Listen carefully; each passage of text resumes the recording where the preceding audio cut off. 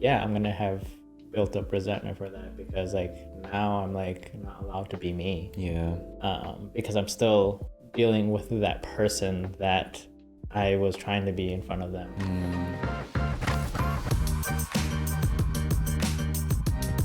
Hi everyone, welcome to the Highest Version Podcast. I'm your host, Randy Philivong, and on this podcast, we talk about falling in love with the process of getting better every day and becoming the highest version of ourselves. Today's guest is Charlie. You can say Charlie's career path kind of sounds like a step-up movie, going from graphic designer in the corporate world to a ballroom instructor today.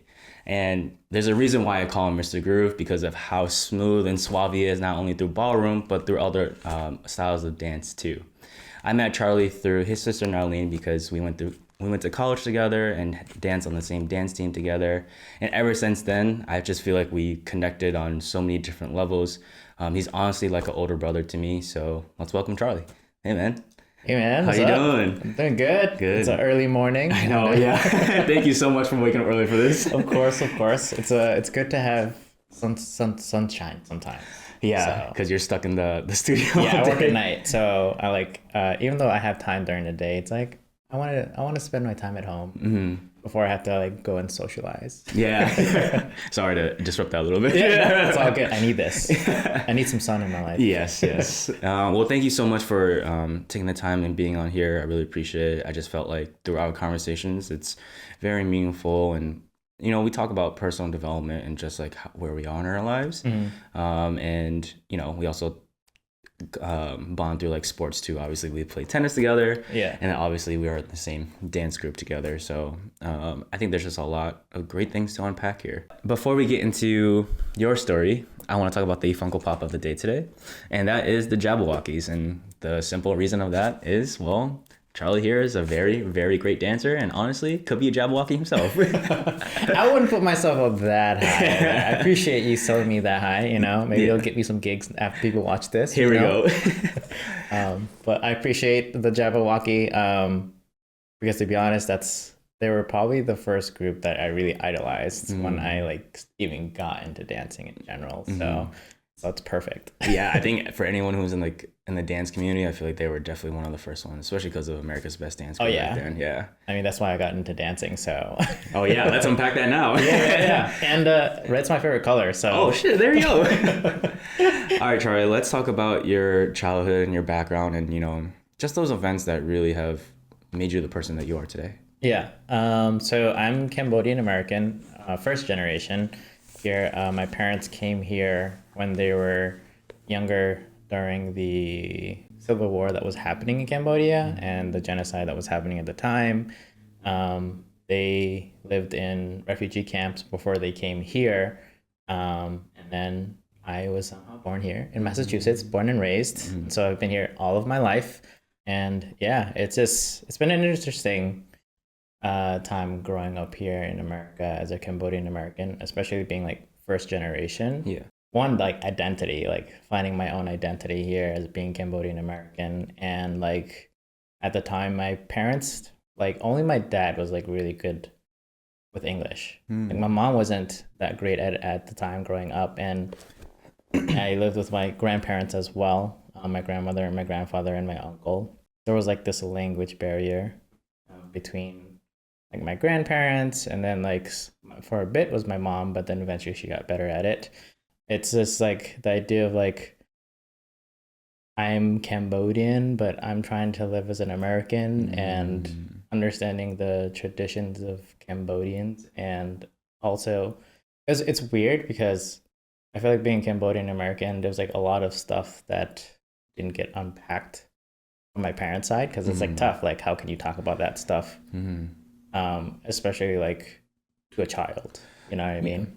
For a really long time, it was like I was living for my parents, and it was like they had these high expectations of like what I needed to do in order to succeed in their eyes. And so like I was a straight A kid for a long time. I was actually into like math and science at the time. They wanted me to be like some sort of like engineer. I did a lot of like advanced placement courses growing up. They were very keen on perfect attendance too. So Interesting. for a really long time, Mhm. I was like in class every single day for a majority of my like education because like, and I think, I mean, I hardly ever got sick, but even when I got sick, they would still make me go to school. Yeah, yeah, I know It that was feeling. horrible. And then mind you though, when I have three siblings. Uh-huh. As time went on, each sibling started to be allowed to get sick and not go to school. So meanwhile, I'm like, what was that? Where was that when Yeah, I was growing up? yeah. I want a sick day. Yeah. For a long time, it was like about finding what they wanted me to do and so it wasn't about like what I wanted to do. Mhm. Um, and it was hard to like express things that I wanted to my parents because I didn't want it to disappoint them, you know? And also at the same time with like Cambodians, there's like with like elders and like not talking back per se. Yep. And like, but then it's also at the same time, it's like what counts as talking back, like Mm. expressing your own opinion. Mhm. In some ways, was like talking back if it was not the same idea that they had, and so it was hard for me to like be myself in front of my parents at times. It was almost like like became two people. The Mhm. people that like the person that people see me at school, and like I also did like sports. I did soccer. I did tennis and all that stuff. And after school activities, like the person that people see me there is different from like I feel like how I am with my parents because I didn't know if I could even be that person in front of my parents for a long time. Yeah. I was a shy kid Mhm. growing up. Mhm. It was, and like I didn't approach people. I lived in my own bubble. Mhm. I think so. I was like because you mentioned graphic design. Yeah, yeah. So I never actually did any art stuff like growing up, Mm. like in school, Mhm. like because my parents wanted me to do like science and math and all that stuff. It was like all that sort of related stuff. I did robotics in high school, um, but I got into art on my own. It was like I think at the time where they was still streaming cable at certain times of the day. I remember there was like this kids show where like they taught you how to draw, and Hmm. so I'm like PBS. yeah, Yeah, yeah. and I would like learn from there, and I would just draw on my own, and then I eventually like met friends in school that knew how to draw, and then it was like through them that I like got into more into drawing. Mhm. At some point, I like even did like I would trace things. Pokemon Mm. cards was like a big thing at the time with like the kids that I was around, and so like I would trace them, and then eventually I would copy them, and then eventually I got to a point where like I would just draw through imagination. The only thing that my parents would ever say to me about like drawing was like so in every like Cambodian household, there's always like this huge painting of either like farmlands Mhm. or like the Angkor Wat temple, and it's like in every like I feel like Cambodian house is like this huge ass like giant framed painting, Mhm. and then they would tell me like oh maybe you could like paint that and like sell those things. What? Yeah, and I was like, that's not what I want to draw though. But they and then my mom would like there was like I remember there's this book and it was because like I said like my parents like my mom didn't know English that much at like growing up and then she was working on her English. Um, I remember this book where like it would have like pictures of different categories, whether it was like people or flowers or animals, and it would Mhm. say like the Cambodian like translation like words and then the English Um, translation of it. okay. And then my mom would ask me like to draw like some of the flowers that were like in that book. And then I mean I enjoyed it. It Yeah. was cool. Like it was something that I could do for my mom. And so I think that was like the most I think interaction that I had with my parents that had to do with art Mm. in that regard. Mhm. But mind you, I was still on track of going like engineer or architect or something like that um, all the way until college. Yeah, it was high school was a interesting time for Mm. me. It was like I was in all the advanced placement classes like AP Calculus, AP Chemistry, AP History, AP English, all of that stuff. So like I could get like scholarships and things like that growing up. And so I was like competitive in a way where like my parents were always like, you got to be like number 1 in your school and like and all that stuff. And mind you, they were like, so I grew up in Lawrence, and it is a predominantly like Hispanic town. Like even in that space where like you could get scholarships, and really they really relied, they offered great scholarships. And so my parents was really like really on about like, hey, you gotta do great in school, you gotta get your scholarships, obviously knowing that we can't afford ourselves to like pay for it. It was challenging because there was such a priority on education at the time that it was hard for me to like figure out things that I wanted to do as well. It was again, it was like it was for them, it was for them, it was for them, and so I kept doing that. I'm trying to think back of like the times when like I would do things for myself. It was like it was when I was doing my after school programs with like soccer or like tennis. Even those things weren't like for myself at the same time because like my dad was like the JV coach for my high school. Wow. Yep. So I had him as a coach. Yeah. And so even in that space, like he was always around. And my dad worked in like the education system at the time, and like he was helping with like ESL kids. And so a lot of people in the community like knew my dad and knew of me, and like the teachers as well would know of me as well. And because he was like involved in so many schools that were in the Lawrence community, a lot of people like knew him. And it was hard as well because it was like because everyone knew my dad and everyone knew me, it was hard for me to like do anything without him knowing about it. Yeah. It was, and so it just always set this expectation that I had to be a certain person for other people to see, because what people saw was gonna be a reflection of like my dad. Yeah. As well. It was hard too at the same time because like I said, it was predominantly Hispanic, and there was actually a small community of Cambodians, and like they all knew each other. Yeah. And they all knew my dad, even the people that were like older than me. Like so, like I said, he was helping like ESL kids, and obviously like in the Cambodian community, he was involved with that stuff. And people would either call him coach because they had him as a coach, or the crew, which is like Cambodian for teacher. Okay. And so everybody knew of him. The Cambodian community, I would say like some were involved with gangs.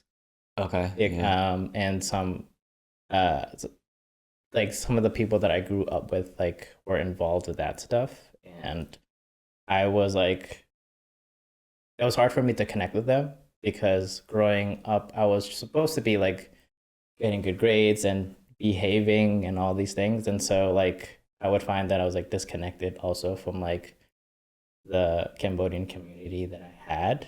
I mean, like they were great people and I enjoyed like spending time with them, but like obviously to like some point, like there were certain things that I couldn't do when around them. Yeah.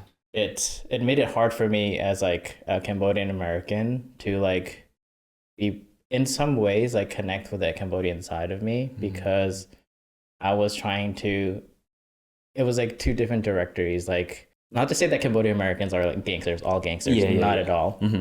But if just imagine like, you know, a war-torn country, they come over here, they don't know English, and you're forced to group up and be in a community to protect yourselves, right? And so it makes sense to me why that became a thing. I felt like an outsider in a sense. For me, not having, like, I had some Cambodian friends that were like in that same path, but it wasn't a lot. It wasn't a lot of them. And I think my dad, I think it was like after college, he was like, how come you don't talk to the kids that you like grew up and played with like when you were younger and stuff like that? For some of them, it was like, felt like I needed to be in a different space because I needed to do what was good for my family. Yeah. And my dad was like, "Oh, like maybe if you were still friends with them, they wouldn't have like joined a gang." And I was like, or maybe you would have been part of a gang. Part of a gang, you know? What about that? Yeah. So it was like it was so strange to walk in that space Uh-huh. with my parents. And eventually, like, I'm in college. I'm like, I went to UMass Lowell engineering school, pursuing mechanical engineering. I like passed my AP calculus exam, so I was already starting with Calc 2, which apparently is the hardest calculus to get into. Like apparently Calculus 3 is easier than Calculus 2 somehow. Okay. I was like, that's not how the numbers work, but okay. Yeah, there's just something about Calculus 2. Okay. Yeah, so that like freshman year, I'm already in Calculus 2, going into my courses, and it was difficult, and I did not enjoy it one bit. It started to make me question if like I wanted to keep pursuing engineering in general. And it was like after that year, I was like, I can't do this. I can't imagine myself doing physics the rest of my life. And so what I decided was, you know what, like what I did enjoy was the designing aspect of things and the like the creativity behind that. And so I was like, you know what, I'm going to take like math and science out of it, and I'm just going to go to graphic design. Mind you, I did not tell my parents that. I was gonna say. Yeah, I did not have that conversation. I just did it because I knew that that's what that's what I wanted for myself. And so I made the switch. Then I told my parents because like they can't do anything about that at that point. Yeah.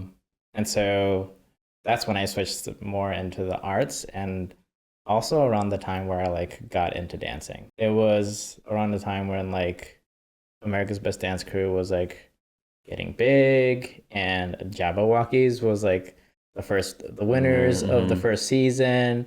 That's how actually I met my friend Kevin at the time. He's the one that got me into like dancing. I think we were talking, we were just chilling, and we had some mutual friends, and then he was like, you like America's Best Dance Crew? I was like, yeah. And he's like, you wanna dance? I'm like, sure. And it was just me and him, just like freestyling. Like no dance experience, never taken any dance classes. It was just like watching videos. And so we were just like, I remember we were in McGovern Hall at UMass Lowell at nights, and we would just like put on music and just like dance, like freestyle. And then eventually that like allowed me to like meet other people that danced and who actually danced.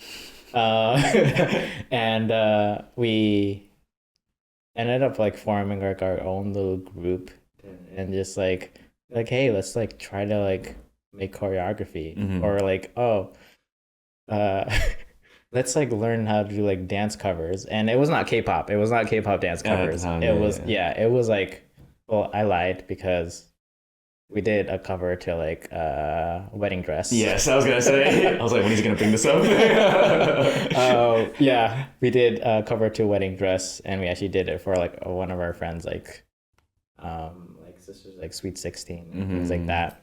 I don't even know I should say the name of our group because it's pretty embarrassing. Everyone's gonna go look it up now. Well, our group name was accurately unique, but it was spelled very unaccurately. What? So I think even if you look it up, you probably wouldn't know how to spell it. Okay. All right, so might as well. You said the name, no one's gonna find out anyways. But I started dancing with them, with like Kevin first, and then Peter. Yeah. So he was part of the Chuck E. Cheese gang. What's the Chuck E. Cheese gang? The Chuck E. Cheese gang was like him, Christian, our friend Sakori, and their friend Randy as well. They all worked at Chuck E. Cheese. Okay. And Kevin was like met them first. Because he went to Chuck E. Cheese. I actually don't even know how he met them, to be honest. Okay. But like they were doing their own dance thing. Okay. And then he like asked them if they wanted to dance with us. So we like joined together as one big group, and that's how Accurately Unique started. Yeah. They were Generation Jump at the time. If Peter watches this video, he's like, "Oh my god, I can't believe they said that." I can imagine Peter in the Chuck E. Cheese suit and just be dancing up there. To be honest, I think they've worn the Chuck E. Cheese suit. I will say, college is probably the most time I've ever spent in a Chuck E. Cheese. Not when we're supposed to be kids. Yeah. I don't think my parents ever brought us to Chuck E. Cheese. Yeah, it's not not that like I think about it. It's not one of those places that like I don't think Asian parents ever think about. Yeah. Yeah. So that was the most I've ever spent there.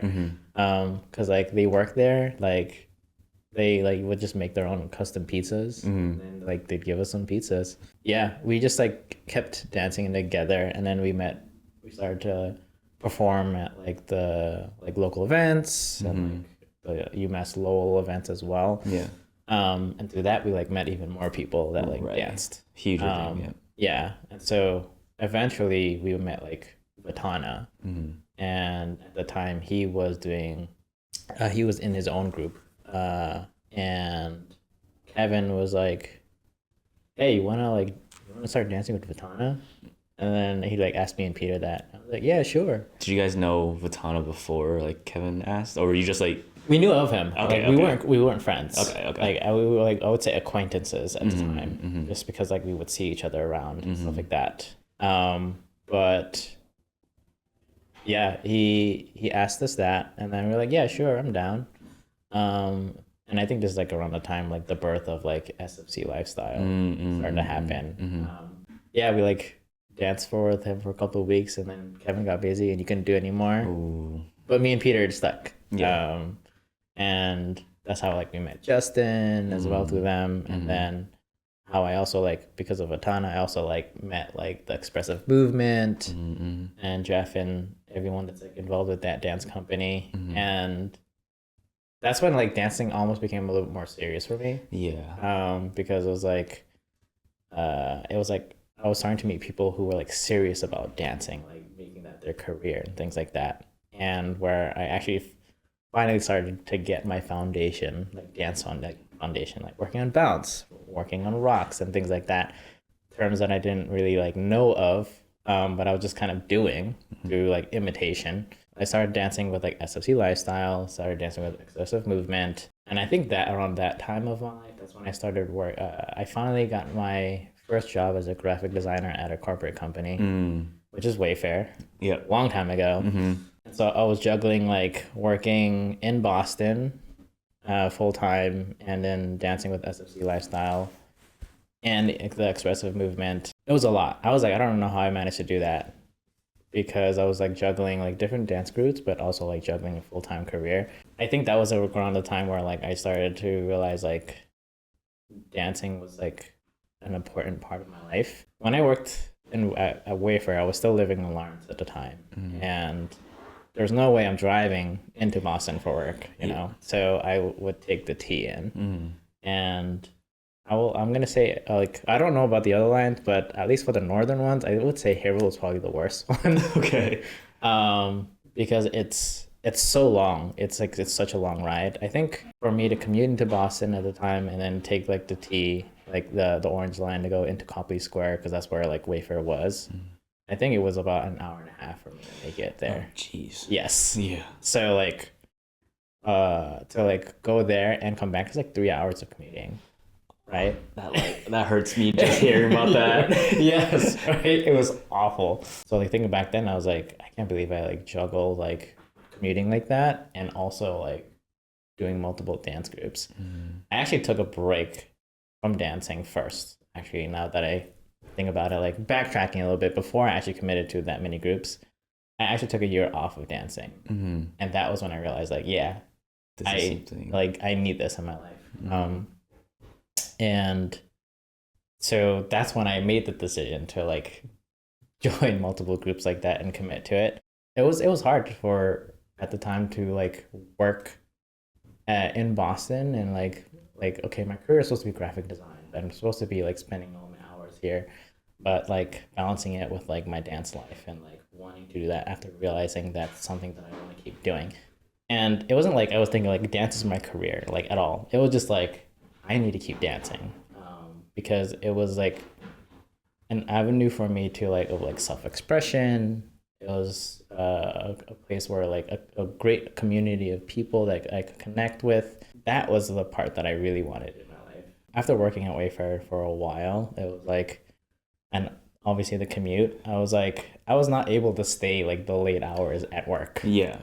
And then like at some point in your life, if you're going to like try to go up in a company, like you need to spend those hours there, Yeah. and you need to show your commitment, Right. and it was hard for me. I couldn't do that. Yeah. I couldn't sacrifice dance for that. Yeah. And so, By the way, you were going in 5 days a week. yes. Yes. 5 days a week. This is pre-COVID times. Yes, Yeah. this is like pre-COVID. Mhm. Yeah, I'm old. No, This is no, like- no. this is before COVID time. Yeah, I got to a place where like they ended up letting me go because they needed someone who was willing to take that next step with them. Horrible as that was, it was like I felt like it needed to happen in my life because it really showed me that like, okay, what was important to me and what am I willing to like do for myself in the direction as well.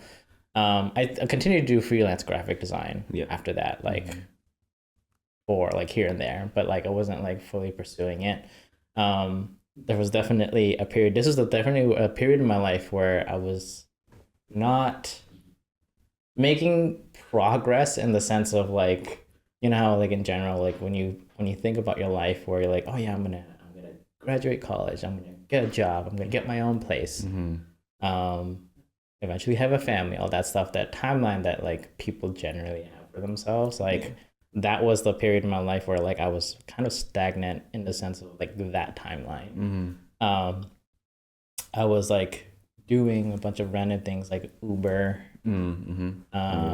Lyft, DoorDash, which I will say I'm actually pretty grateful that I like did that stuff because I love driving. Yeah. Like it's in general, like I drive a stick and it's just really fun to drive. For me, I think driving Uber and Lyft, it gave me an opportunity, one, to like do something that I actually like enjoy doing, but also allowed me to use it for other people. And I felt proud of that I was able to provide a service to people and get people to where they needed to go like safely. Right. I take driving very seriously. It's a very dangerous thing, and people kind of underestimate it. You know, for sure. Like with road rage and everything, and you know, it's a very selfish thing. Driving is a very selfish thing because everyone's about like getting to where they need to get to, right? And that's why people like don't care about other people when they're driving. Especially in Massachusetts. Oh yeah, especially in Massachusetts. I will say that like we're mass holes because people know what driving is supposed to be. And so it's easy for you to like get upset at other people when they don't do it.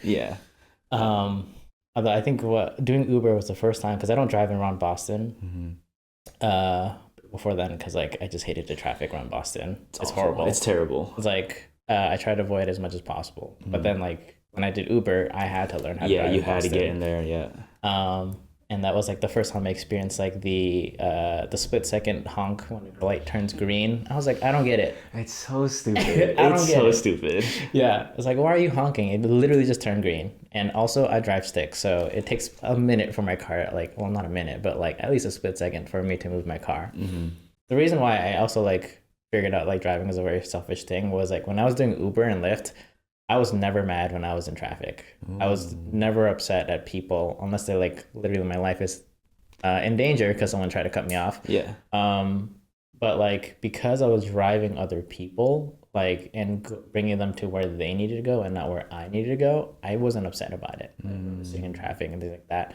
So it made me realize like, oh, like the less selfish I am as a driver and the more understanding I am of people around me, like driving is actually like a very enjoyable thing for me. And so it felt great to be able to like provide that service to people, and I have great conversations Right. during Uber and Lyft. Getting those 5 stars. I'm Yes. just kidding. I will be proud of my 5 stars, okay? Because it's just like, you know, like, oh, like, you think you're a good driver? Like, yeah, I got 5 stars in Uber, you know what I'm saying? Obviously, Charlie, we went through a lot of stages in your life. Yes. Talking through obviously what it's like to grow up Cambodian-American, especially as a first-gen Asian American as well. And then just through your trials and tribulations of how you discovered dance and kind of figure out what your self-expression was. I do want to go back to growing up as a first gen, and I was curious to know if there was a canon event or an event that made you feel like, okay, like I need to hold up to these high standards that my parents are giving me. Yes. I think it was just, I wouldn't say it was a canon event. It was just like a everyday thing, a reminder of like getting your report cards and seeing the disappointment in my parents' faces when I got a B. It's the grades. It's always the grades, man. And not an A. Yeah, it was like the constant reminder of like not being like good enough in what I was doing, which is crazy to think, because it's like, oh, he's like, he got a bunch of A's and only one B, but like feeling the disappointment from your parents when it's like it's not enough for that, right? And so what was always driving me and everything that I was doing was like, you have to be good enough. You have to be good enough. For a long time, it was like I didn't feel good enough in everything that I was doing. So that's why I would always like work as hard as I could so that I could feel that accomplishment of being good enough. But if you're always like trying to like pursue being good enough, like when do you start to feel that? Yeah. Right? Because you can always be better at something. Yeah. Right. Without a doubt. So the idea of like finding like perfection and things like that for a period of my life, just like trying to pursue that for my parents. And it's so crazy because I felt like as you were talking, I was like, this dude's like has no opportunity to find your identity. Obviously, like I didn't even know soccer and doing all those sports, like you were doing it because of you had to hold a certain image for your dad. Yeah. I thought you did it because you genuinely just wanted to get into it. Yeah. I mean, I did enjoy it. Yeah. I did have fun. Yeah. You know, sometimes you just, when life gives you lemons, you like my lemonade, right? Yeah, true. So I in no way I don't regret doing like soccer or tennis or anything like that. It definitely gave me the skills that I needed, even now, like as a dancer, like all the skills that I learned from tennis and soccer and the awareness that I needed to have of my body and the things around me. It definitely still contributes to this day on how I move, which is probably why people struggle with my The footwork my is footwork crazy. and my weight shifting. But I would say that it was difficult in the sense of like, because I want to say I wouldn't like, it's like almost like helicopter parent, or like, because I don't think my dad did it because he was trying to watch over me either. But like he generally enjoyed soccer, and so that was something he like wanted to keep doing. And it just happened to be at the school that I was at. And adding on to that, I think in 8th grade, my mom was like the lunch lady. Oh, okay. So there's always, your parents were always in every part of your educational life. Yeah. Yes, every part. Everything was for them, being like a certain like image for people. My parents, my mom especially, would always like say like, oh, why are you doing this? Like other people are going to judge you for that. And like, my mom especially was the one that was very put like a big emphasis on how people perceived you as well, which is kind of ironic because every time when I was like, oh, can I do this because people are doing this, she'd be like, why do you want to do things that other people do and all that stuff. And then I was like, that's such a contradiction. I don't right. So that was hard because like you said, like trying to find my identity and being in a space where like I'm trying to be what my parents want to be, but then following these contradictions that my mom is like setting at the time. And like in this day, like when I look back at it, like I know it was all out of love, you know? It's Yes. like I understand that they did those things because they really cared for my future and they wanted me to succeed, and it was probably the only way they could show their love for me. Because my family is not like a I love you family. Like, we Yeah. don't say that, or I appreciate you. And words of affirmation, definitely not there. And I realize that I'm the type of person where like I appreciate that, or Mm-hmm. like I like words of affirmation. Yeah. And I don't know if it's because we didn't get it when we were growing up, Mm-hmm.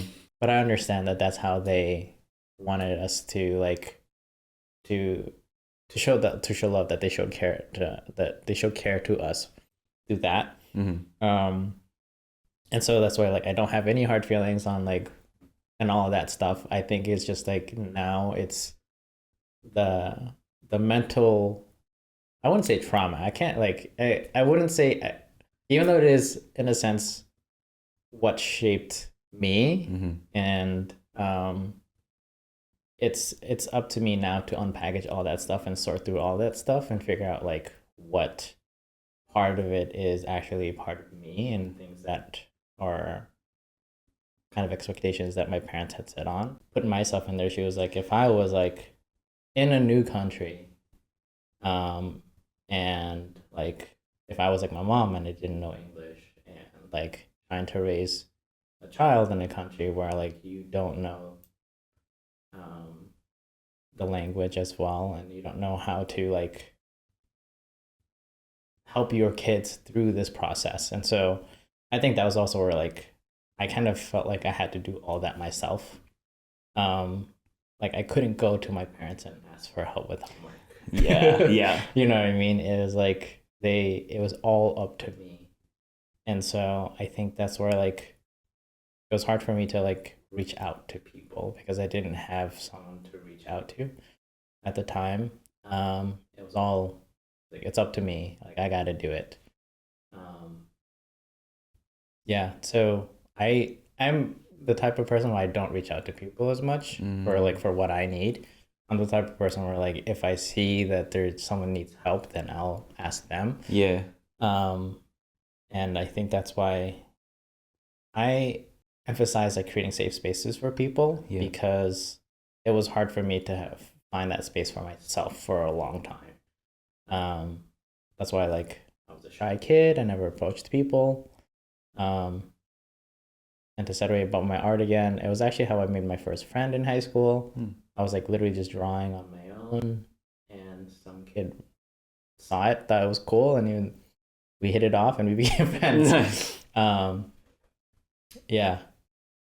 So I feel like I'm just rambling on. I'm No, like, no, I no, like, no, like no. No, you no, you hit the question. I Yeah. think that there's this sense of well, first of all, I do want to say, I think because I grew up in a similar experience. Yeah. I think that's why my number one love language is Yeah. words of affirmation, because I didn't get that. Yeah. It was I tell Michelle all the time. I'm like, you just gotta say some words, and I'll be like, I'm good. You know, acts of service, gifts, whatever, that's fine. But like, Yeah. I just need the words. Because like I just with our parents, like their love, like you said, was acts of service, like food on the table, Yeah. asking if you're hungry. Yeah. You know, obviously creating that life so that you're safe. Mm-hmm. I think that for them was like that's what love is. And Yeah. I totally agree. Like I totally resonate with you with the whole not I love you family. Yeah. And I think that's what I was seeking. Maybe that's because I grew up in a very predominantly white town. So because of that, I would see their family, like, you know, my friends and parents saying I love you to each other. And I'm like, that's so foreign to me. Like, I don't know what that is.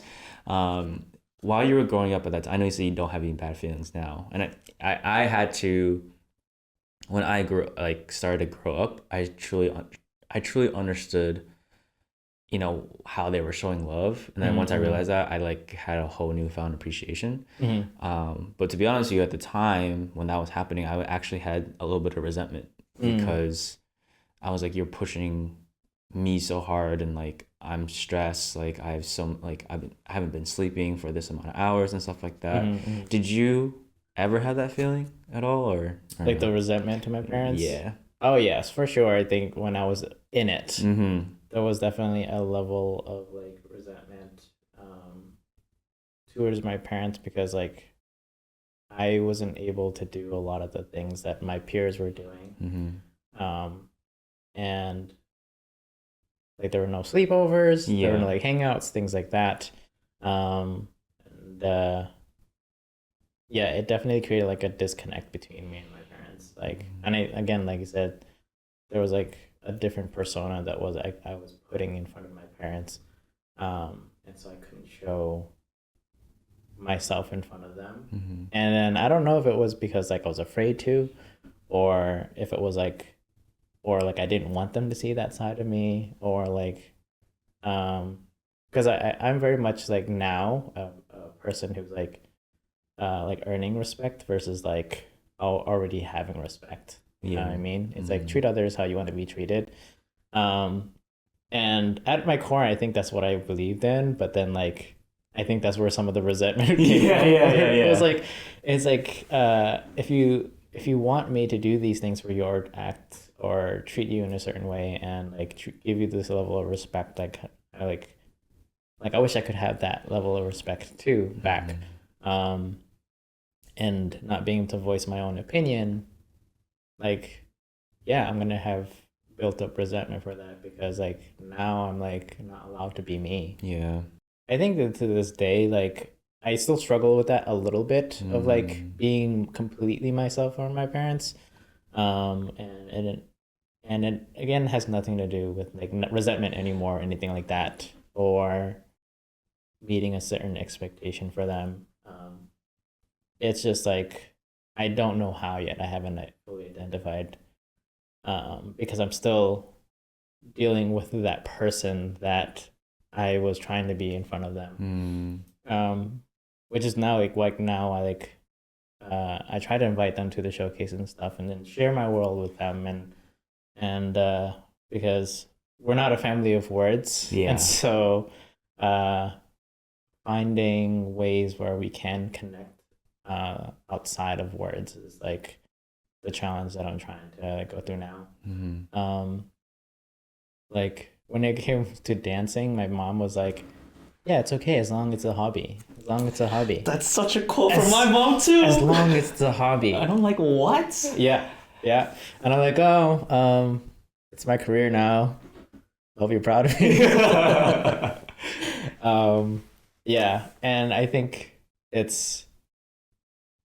part of like why I also don't hold resentment is because like they're also like trying to heal themselves in some way. And like when like my mom tells me now, like as long as you're happy, like we've gotten to a point where she's like, as long as you're happy. Yeah. And so like I don't know if they still appreciate the fact that like I am now doing my career is in dance. But I now am at a point where like I like want to show off my community to my parents and be like, look at all the great people I've connected with. Look at how lucky I am to like have mentors like Ching and Andre, and all the people that even the students at Firebeat Ballroom Studios, like there are like a bunch of them like are my parents' age, you know, and seeing them chase after like dance at their age, and like like Nalini and I are like trying to convince like our parents to just come take dance classes. Yeah, I will say I don't reach out to my parents as much as I probably should. I need to have things like in a certain place so that when they see me, they're proud of me, sort of thing. So that expectation is still like within me, like it's still implanted in me, and it feels like so that they can feel like the effort that they put in raising us was like worth it in a way. One of my goals was to connect with my parents, and I was just like being a broken record or trying new things, like telling them like what restaurant I went to, or like trying to connect to them on a level where we're just adults. And like something you touched on earlier was just like this hierarchy of like, you know, children versus parents, because of like, oh, like it's the whole like I do it because I said so, and then like even the contradicted thing, it's just like, well, because of your parent doesn't matter. Like my parents like they be partying more than me, and I'm like, but you tell me not to go out. They're like, whoa, no, like, we're having fun, we're stressed. I'm like, okay, you're honestly just contradicting yourself. Yeah. Besides that point, no, I totally resonate with that. And, I've been able to see my parents kind of show a little bit more respect too, because I think, like you said, like getting to that point to show them, I mean, I've been showing them like what I'm doing with my career and then like how I'm taking care of myself. So I feel that allows them to do that. But yeah, I think I just also like sending my dad like, oh, like, hey, did you watch the game? Like sending him like a quick text and stuff like that to kind of have that piece. And that's how he connects with me. Like sometimes I get a random text and he'll be like, did you watch the game? And I'm like, where's this coming from? Like having a conversation with my parents as, like we're just talking is like so weird for me. But I knew I put in a lot of work to really just be a broken record or set this kind of foundation.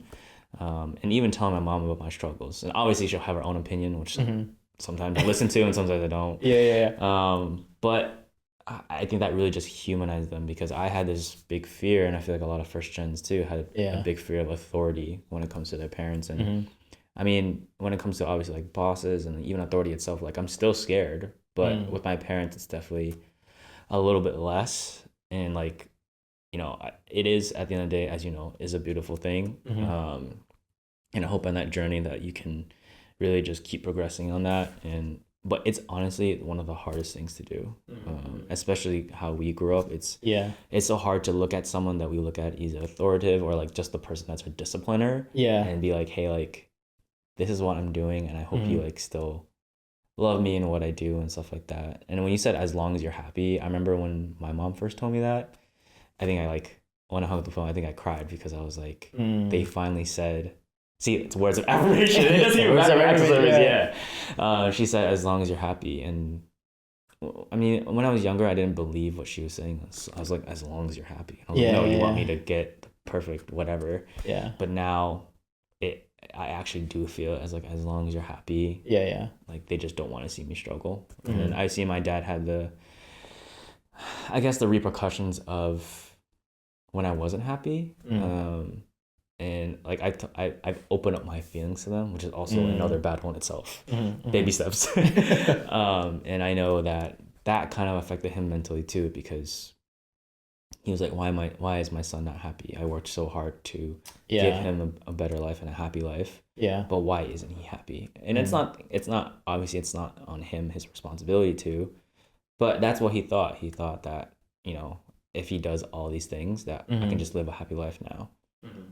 Unfortunately, just with how human nature is, and I need to grow on my own, that can't always be the case. And I had to explain that to him. But to even have that conversation with my dad about feelings was such a very interesting experience. And maybe what I was looking for all my life, honestly. I think that's why like you probably, or we both definitely like pray for like the words of affirmation, because it's like we don't know what our parents are thinking or what they're feeling. And so it's like, sure, acts of service, like they're nice, but it doesn't like sometimes communicate what that person is thinking in their head, right?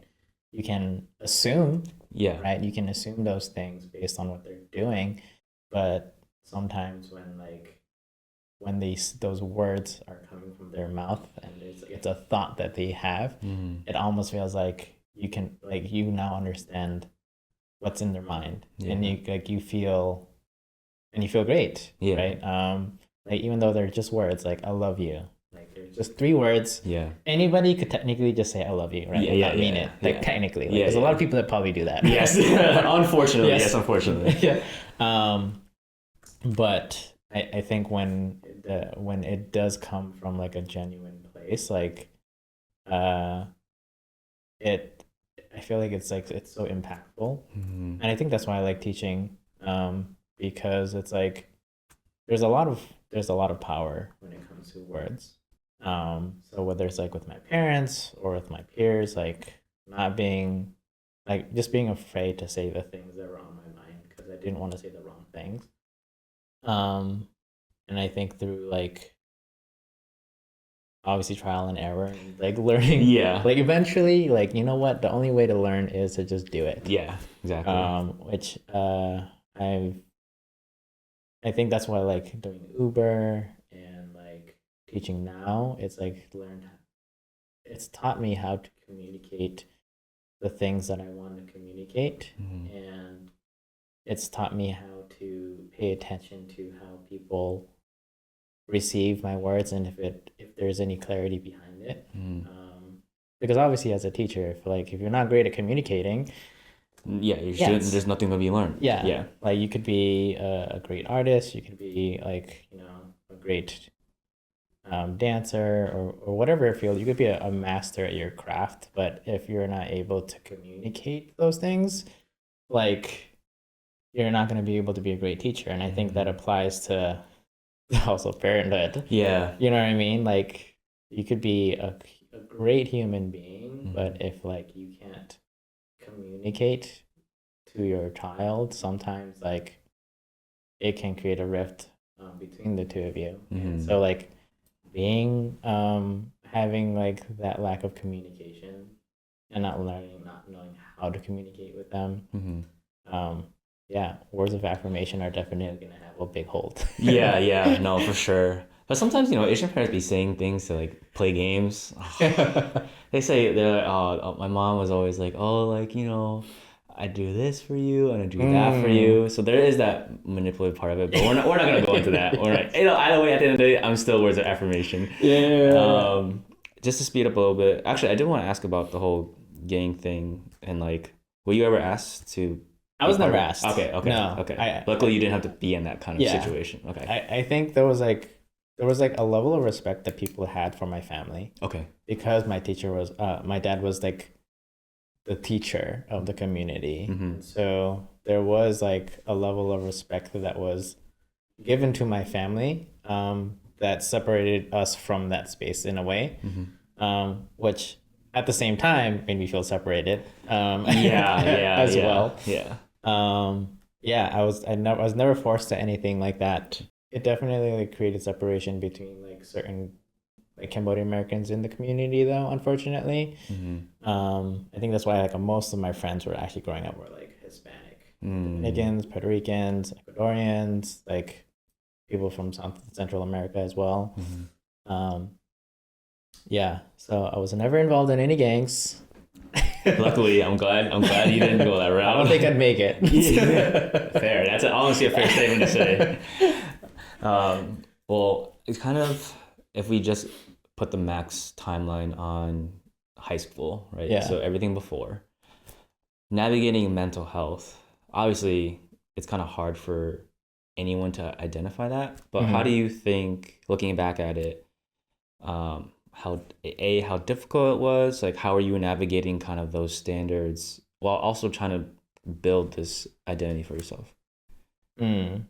Navigating into that space of with my parents and their expectations and things like and that. And then juggling you trying to create an identity at the same time. Because I feel obviously when you're growing older, that's your opportunity to. But I feel as first gens, we are so doing it for our parents. Yes. And then trying to also live, like you said, a double life or a second life where you're kind of being free at school or where you're not in the view of your parents.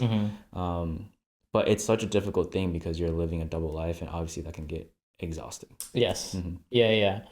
Like I said earlier, when we talked about soccer and when life gives you lemons, you make lemonade, right? Yeah. So, I just tried to make the best that I could out of what was being put in front of me. So when I was playing tennis and when I was playing soccer and mostly trying to make my parents happy in that sense, but I enjoyed the physicality behind doing those things and the challenges of getting better at tennis and so even though it was for my parents, I do have a competitive spirit within myself as well, and so I still thrived in that space because I was a competitive person and I wanted to be better at what I was doing. So part of it, even though part of it was trying to be the best for my parents, I think I also looking at it now, it's I am a competitive person and I want to be better at the things that I do. And so I think that's how I kind of juggled between doing it for my parents and for me, Mm-hmm. it was just like I was already the type of person where like I wanted to be better at anything that I do, right? And so like it was just a matter of like whether how it was like the level of effort that I wanted to put into it. And I think that's where like my identity started to come out. Whereas like, am I putting as much effort as I should be or want or as I want to in this? And I think that's when I started to figure out like things that were like more for me or more from my parents. It was like the amount of effort because like there's only so much that you can do for someone else before it starts to like weigh on you, Yeah, right? for You sure. know, like I would say like with tennis, I was like between tennis, like I did tennis, track, and I also did soccer. Those So three you things. so you're a 3-season athlete. Yeah. Yeah, I only did track for one season though, because like I Yeah. just did not enjoy running for running. Running sucks. Okay. We do it because, we're just doing it at that point. Yeah. So, and then I think in that the spaces that we're in, whether I still genuinely enjoyed my connections that I was making around the people, like those the competition that I have for being number one and the people that were up there, like I enjoyed their presence and I Yeah. enjoyed who they were as people, and a lot of them I was friends with, and so I think that's why like it didn't weigh down on me as much, was because like I was still able to connect with people within those communities and I still enjoyed my time in that space. And I think that's what kept my sanity. Yeah. Um, and I realized that it's just like I think I like to emphasize like the bonds that I create with people, and the connections with people, and seeing those connections like among people around me as well, and not just with me. Yeah, yeah. Like I just like watch. I like observing. Like I like being the person in the back and like watching things happen. You know, like if I'm walking in a group of people, I like to be in the back because I can see everyone. Versus like being in the front. Yeah, yeah, yeah. And like leading everyone instead. And I don't know. I think part of it comes from like being that shy kid that was always like just watching. Yeah. Right. I It's like kind of like finding like what your role is in like in a group in Yeah. a way. Yeah. Like so I play video games, like there's different roles, whether you're like the mage or the warrior. Are you the one that's taking all the damage? Are you the one that's healing people? But like in real life, it's like, are you the person that like spearheads like activities when it comes to people? Are you the person in the back who doesn't say much but like supports people when they can? And I think I enjoyed seeing those connections within like whatever space I was in growing up, whether and I think that's how I like made it my own. Yeah. Right. Yeah. Yeah. Yeah, I think I'm glad that you found it's crazy what sports can do for people, like how it can really teach you a lot of principles about life. Yeah. But I'm glad that I was there to kind of give you at least build maybe a little bit of foundation of identity, especially at a time when you had so much pressure on yourself and I mean really holding yourself to a high standard, which I think I think speaking from my own experience, like was very toxic, was doing, like you said, went under the effort for someone else versus my own. Let's kind of dive a little bit into more of like those experiences with dance. Like how did you balance like school and dance? Was dance taking much more of your time? Like how's that like? Kind of just thinking of like the balance between the two. I definitely at some points put more more emphasis on dance more than I should have. I mean, I graduated. That's a good thing. Yes, you know, very I good didn't drop thing. out, so dance didn't get in the way of that. Did I graduate as best as I could? Probably not. Could have been better.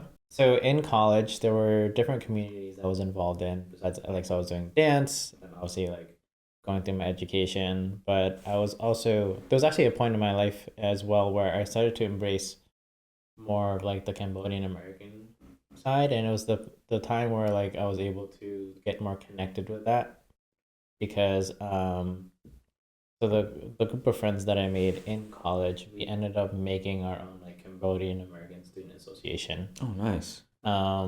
And it was, yeah, at first it was just like a group of friends just hanging out, and then a random Cambodian person came up to us because we were a group of Cambodians. Yeah. Like asked if we were interested in making an association. Yeah, nice. And I didn't think anything of it. It was like it was a cool idea because like I think because UMass Lowell is in Lowell, obviously, Yeah. And it's a community of like a lot of Cambodians. Yeah. Right. It's like they have like a Cambodia town now. Yeah, yeah. But surprisingly, at the time when I was in college, there wasn't in a Cambodian association at all. I think there used to be one, but then it disappeared. And so we ended up making like the first Cambodian-American Student Association there. And that was where I started to figure out my identity in being Cambodian-American and connecting with people who experience the same things. Because like I said, I grew up in Lawrence, a lot of Hispanics. Yeah. And so college is around the time where like I started to connect with that. Yeah. And so we started hosting like different events and like that emphasize like things that are in our culture. It was through them that I learned how to do the coconut dance that is in Cambodian culture. Okay. Can you explain that a little bit? Like how, like what it looks like, or how's that supposed to? I don't know how to explain it besides like through movement. So if you're in a podcast, I can't really. If you're hearing this on the podcast, you're probably not going to be able to understand. Go to YouTube, watch the video there. Yeah, but if you look up Cambodian like coconut dance, basically it is a group of like I was gonna say originally men and women, but like you can be whether you are a leader or a follower. But the idea is that everyone would have coconuts in their hands, like and these are hollowed out coconuts. So don't imagine like a raw coconut that you get from a tree. Okay. It's not fuzzy. Yeah. So it's the coconuts are all hollowed out. It's just the shell, and it's been like smoothed out and things like that. So so it feels more like an instrument, like the physical touch of an instrument. And so in the dance, everyone has one in each hand, and so it's basically sort of clapping your hands. You're clapping the coconuts. Oh, okay, yeah. Yeah, and so like another way to describe it is like think patty cake, right? Where you're hitting your partner's hands and you're hitting your hands, but instead of that, it's with the coconuts. And so, right. Okay. So if you're thinking patty cake, like you clap your hands and you hit the other person, you clap your hands. So parts of the dance is like you doing that with the other person. And then there's obviously like some footwork that goes into it, but it's really about you and like in a group of people, and as it's like almost like you're playing with your friends, right? So you're just having a good time playing patty cake, but with coconuts, and you're looking at each other. And I think in some parts I was like in a way flirtatious as well, because sometimes like the guys can do like head nods to like their female partners, but it's just like a really like fun upbeat dance that you just do with like a group of people. And I see that the tradition is being kept alive. Nice. Casa still like so. I don't know if you realize, but it spells casa, Kasa. Okay. And isn't that a thing? Isn't that a not? Obviously, it's a thing, but I feel like when I see casa, I was like, isn't that the plugin thing or same? That's with the K. Okay. Sorry. I was like with a K. I was like, wait a minute. C? Yeah. Okay. With the C. Sorry, that's my bad. It spells casa, which is like a house. Yes. Or home in Spanish. And so our community, like our association's line is home is where we make it, or home is where we are. I love that. And so like we thought of that because like being Cambodian-Americans, it's just like home is like it's where we are. And so the idea of like finding your identity through the community that you're in and you're creating, and that was what we were trying to like embody with our association.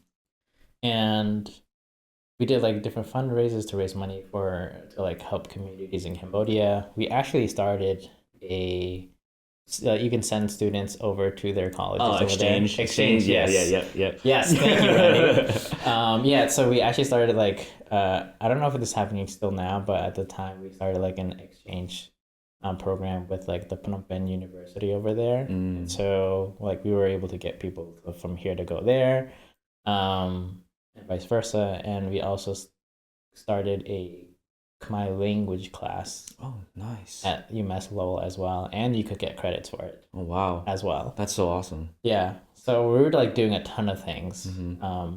at the time with like our organization, and it really gave me like a great appreciation of like my culture and like helped me to find my own identity within that as well. Mm-hmm. And so I think that's how like I started to like learn more about myself and see like what part of my culture is in me. Mm. And yeah, so that was like the other part that was in my college experience. Yeah. Did you feel like did you feel like you embraced more of your Cambodian side in college than when you were like in Lawrence? Or did you feel like it was pretty equal? Because for me, like I grew up around white people. So Yeah. when I went to UMass Amherst, I was like, whoa, there's like a lot more Asian people here besides like my own family. And I'm like, that's when I started to like really embrace like being Asian and really learn about more of my culture.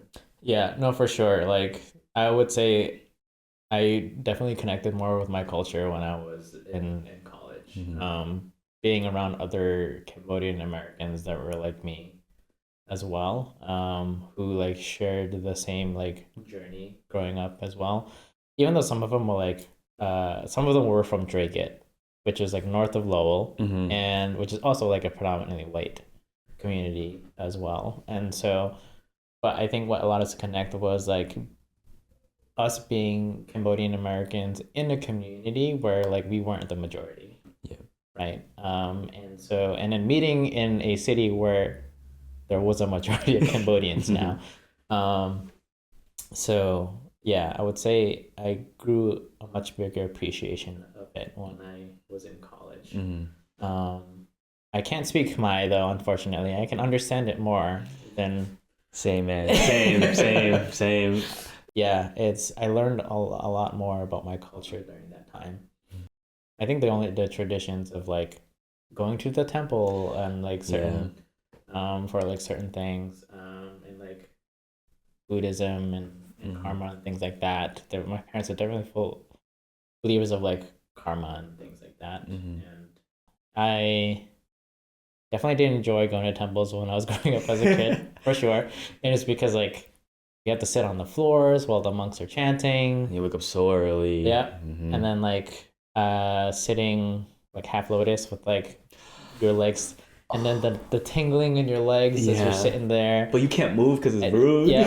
And then like you don't understand what they're saying and you're just like yeah.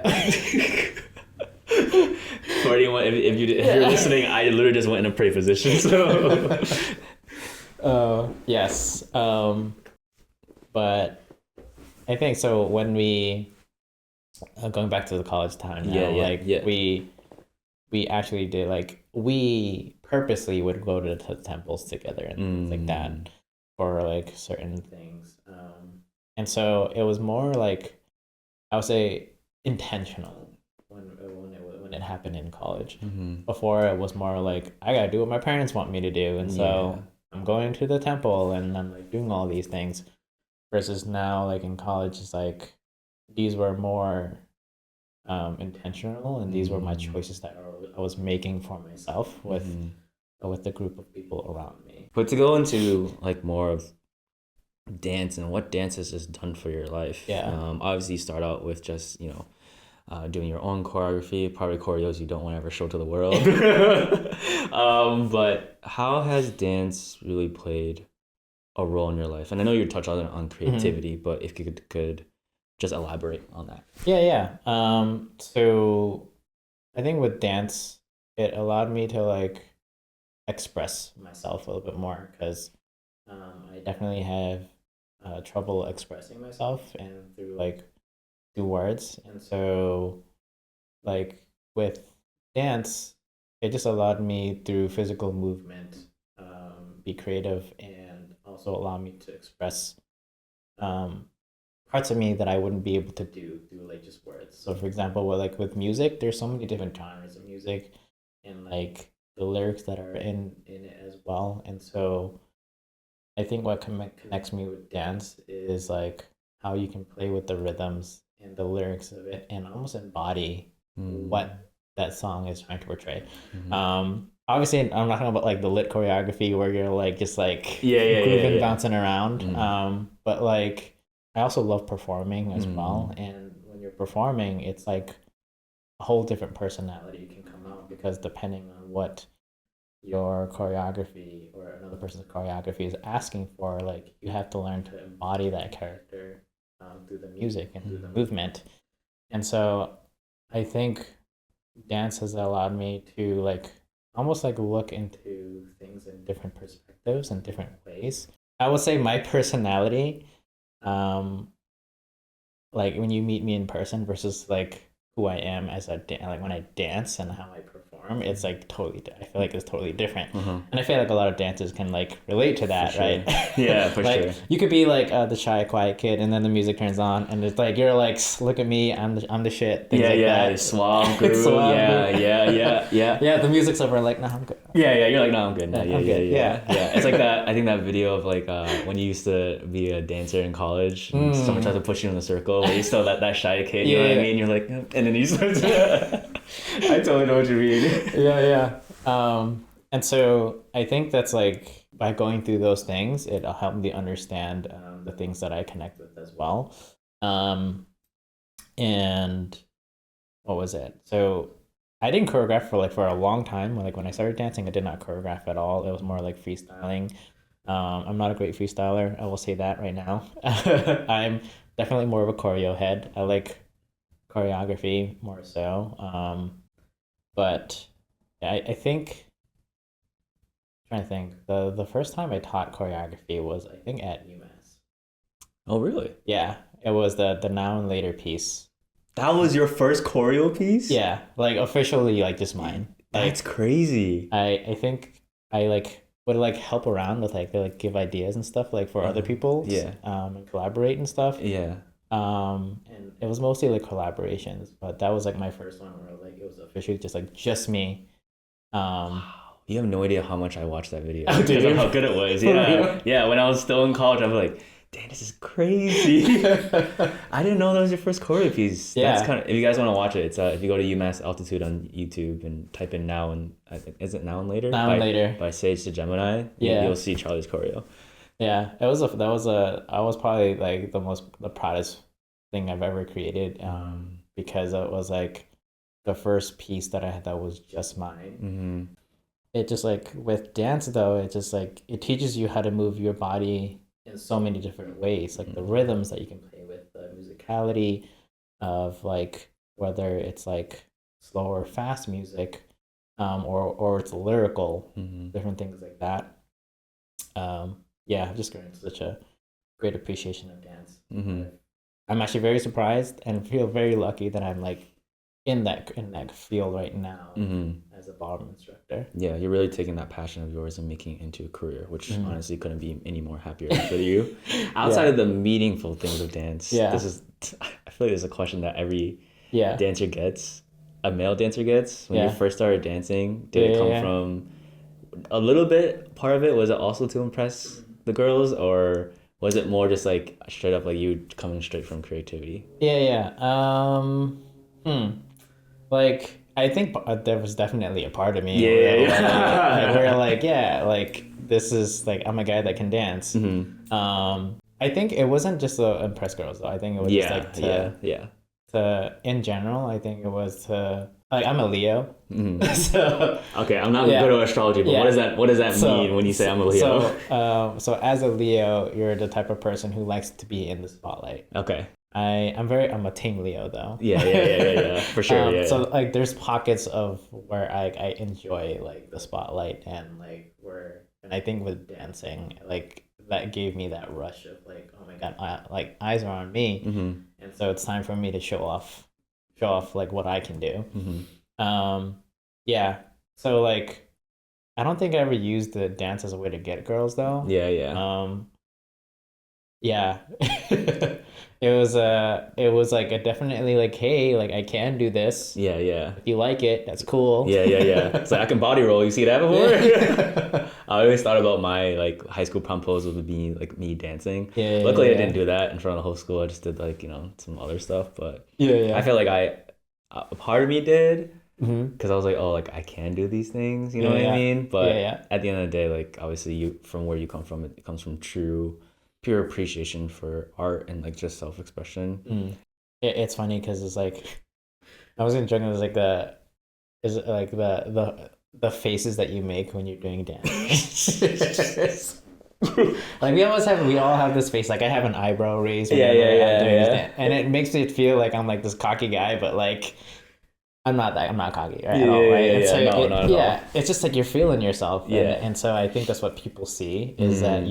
you're like you're putting yourself out there because it feels good, and you're proud of what you're doing, and you're trying to show that off, and so Yeah, for sure. there's definitely that misconception that like, oh my God, you're like a extroverted guy that's just like the life of the party all Yeah, the yeah, time. yeah. You're like, no, No. no. We're actually the weird ones. Yeah. And to go back to your saying how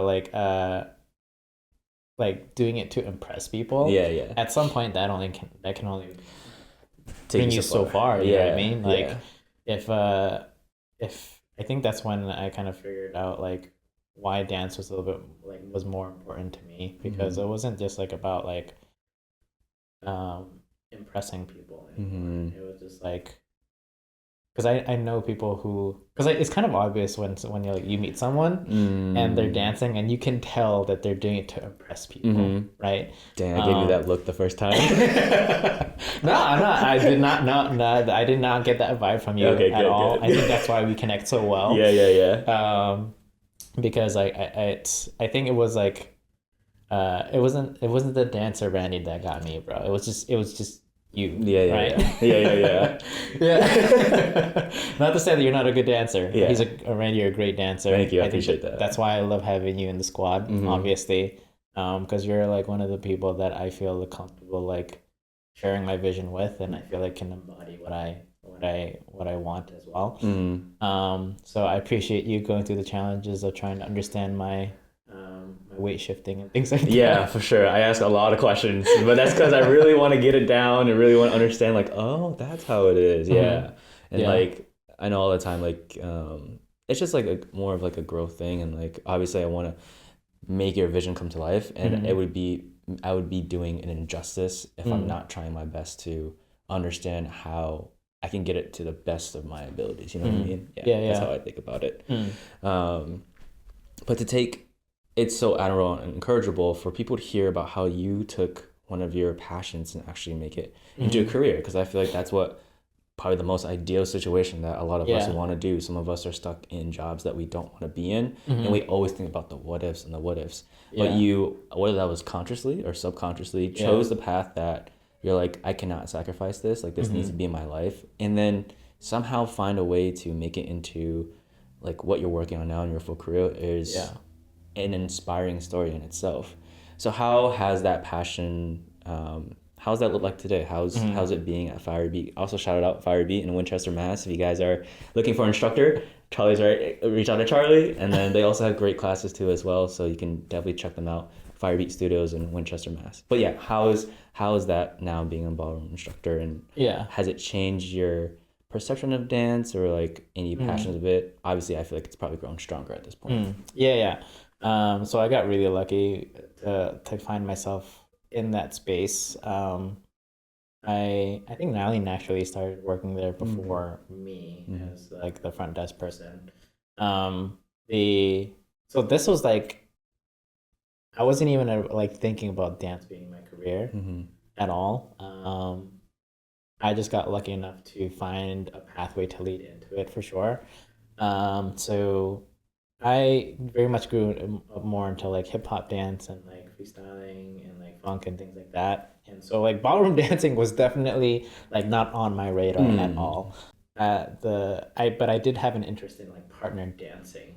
And at the time I was doing the Uber and things like that, so I had like more flexible time, and they were looking for apprentices to like to to train under them and get paid for it, right? And so, and I heard that in ballroom, like it's like you pay for that, sort of training, and for me to have an opportunity to like to make some money while learning it was awesome.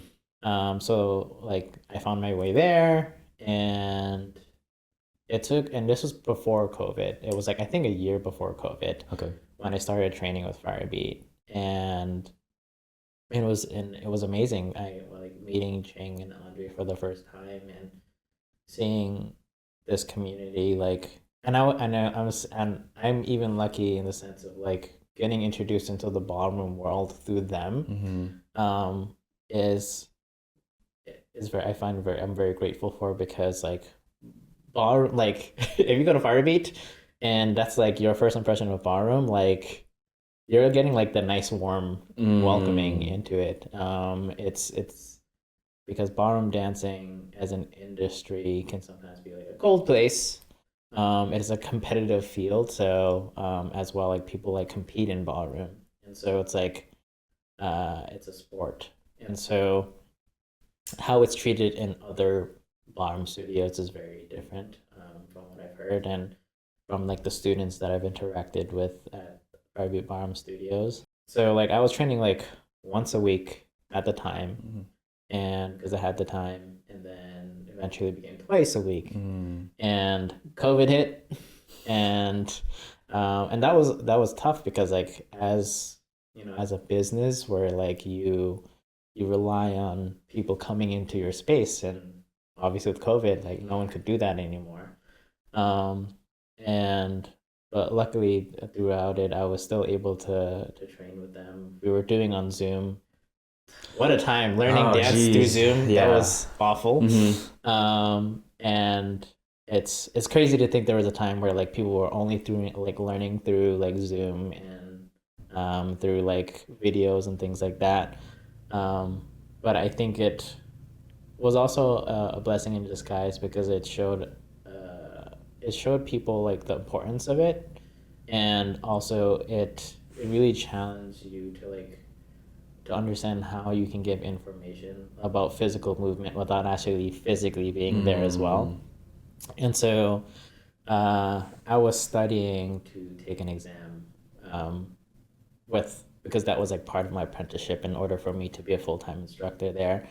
And this brought me back to like studying in college again, and I was like, oh my god, I definitely don't miss this. And so it was like the art side of it was out of it, and the movement was out of it. Now like I had to like understand like where like foot placement, amount of turn, because like unlike what I was learning when I was doing hip hop, like doing ballroom dance and like and becoming an instructor, there's like a formula. There's like a blueprint that is in it, and I had to learn that.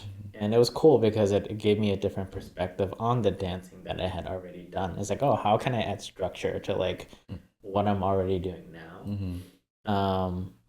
And so I was like, there's like different types of ballroom dancing, whether it's like smooth, American smooth, which is like dances like waltz, American tango, and like foxtrot. And then there's like your rhythm dances like cha-cha, rumba, East Coast swing, and then there's like social dances, like salsa, bachata.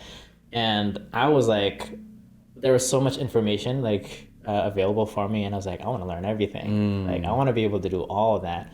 And it really showed how much like I really embrace movement, because like even though like so like waltz, I don't listen to waltz music. Like that's not music I connect to. But like, do I want to learn how to move to it? I do. So even though I don't connect with that music per se, it's not something I jam to. It's not something I put on the like on my car as I'm driving. Not when you're headbanging too. Yes. But I still like I said, it gives me a different perspective on movement, and that's what I enjoy. And so I've been fortunate enough to be in a space where I can learn all of those things. And partnering is such a crazy thing. Like learning how to Yeah. dance with a partner. Mm-hmm. I think even like the psychology behind it as well. And I think that's why I think one of the students at the studio asked me, he was like, "Oh, are you happier now that you're like in ballroom and not doing like hip hop and stuff? Like, would you have rather do that?" And then it gave me a moment to think and reflect, and I was like, I don't know if I would have. I don't know if I would still be like pursuing dance at this point in my life if I wasn't at the studio. Mm. Because the dance industry is hard to get into, Yeah. to make into a career. Yeah. And I don't see myself like, I don't see myself like going on TV and trying to like be those people. I mean, if the opportunity arose, maybe I'll do it just for the experience. But um, I don't think I would have had the drive to pursue that in that space. And so, what I feel fortunate is like I've said, it's like community and connections between people are things I've learned that are important to me. And being in this studio has allowed me to like explore that even more. Because of all the different types of people that are in it, I think dancing before then, it was like people around my age or younger that were doing it. And then for the first time, I was interacting with people who wanted to dance when they're like, well, in their like 50s, 60s. It's crazy, bro. Like even like going to showcase, like it's so crazy. Yeah. I was like, you're right. Like I want to be able to do that when I'm at their age too. Yeah. And it's like, it's so inspiring to see them commit to something like this. And it kind of reminds me of like how important it is in my life as well. And so it was like I said, it's difficult for me to to get into certain spaces like on my own. Like I'm a shy person, and so having different mediums to get me into those spaces, whether it's like through art or music or dance or things like that. Um, and so like as I feel lucky that I have an opportunity to create a safe space for people who want to step into dancing for the first time. But like, hey, like I know what it feels like to like go into a space where like you're unsure. Like I think learning how to dance is a very vulnerable thing. Yes, for Like sure. you're literally going to a space where you don't know if you're gonna do well or not. Like you're and it's physical and it's like it's right away you will get a sense of both ways. So you can either get a sense of like feeling good or a sense of feeling awful Yeah, when you do it. uncomfortable. Yeah, Uncomfortable, don't things know. like that. Yeah. You were talking about how you have a sense of enjoyment in teaching wedding couples. Also, for any newly engaged, if you guys want to learn, wedding dance, wedding couples, hit up Charlie. He's gotten really great reviews, and honestly, like, is a really great teacher. Like when we do workshops with our group, that one time, and like me and Michelle enjoyed it, and like you made it easy, you made it comfortable. So hit up Charlie, guys. Go ahead. Good. I'm glad that you had that experience and Michelle enjoyed it as well. Yeah, I just love working with wedding couples because it's like the first dance can be like a very like a lot of pressure, right? And then like it's always interesting because like I always meet different kinds of wedding couples where like either one person has had dance experience and the other doesn't, or they both don't have any dance experience, or they both do have dance experience. And so it's pretty cool for me to like kind of work uh, with different personalities and people of different experiences and kind of figuring out how to make it work. But like yeah, it's like getting people prepared for a big moment in their life. I think that's why like I enjoy it so much because it's like such a nerve-wracking thing. Like the first dance, people are going to be watching you. There's going to be expectations and things like that. And for people who don't have any experience at all, this is sometimes their first time ever learning how to dance, right? And learning how to dance on your own is already hard, but imagine learning how to dance with somebody else for the first time, right? And I always I like if you're a person that's getting married, I always highly recommend getting dance lessons, not to just like promote my job, but it's because it's dancing is such a vulnerable thing, and I feel like it allows you to connect with your partner even more. Because like if like you're a couple that has never done dancing before, you're basically going into a space that like make mistakes in front of your partner. And I feel like a lot of people don't want to do that. They try to show their best side to their partner as best as they can. And so stepping into a space where like you are probably gonna make yourself look like a fool in front of your partner and feel embarrassed and things like that. But at the end of the day, if you're able to go through that space together, I feel like you're gonna be even stronger partners. And I've seen the bond grow between wedding couples, like grow so much, like with just our lessons together. And I think that's why I enjoy it so much. So like not just because I get to teach them to dance, but the ability to an opportunity to see them grow together and connect more as people. Um, I I am a firm believer of treating people with kindness and things like that, and creating safe spaces for people. And so when it comes to partner dancing, you kind of have to create a safe space for yourself and your partner. And when you're able to do that, I feel like it allows you to grow so much with your partner, because then you're not afraid to step into the unknown with them. And so like that's why I love working with like wedding couples so much, because like it's on the outside is just a dance, but there's so much psychologically that you have to put into it in order to do it successfully with your partner. And I will say I've had wedding couples say like they're like, oh yeah, we're always a lot nicer to each other after our lessons with you.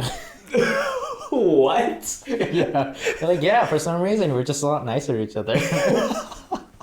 That's crazy. Yeah, I would not expect that. Me neither, right?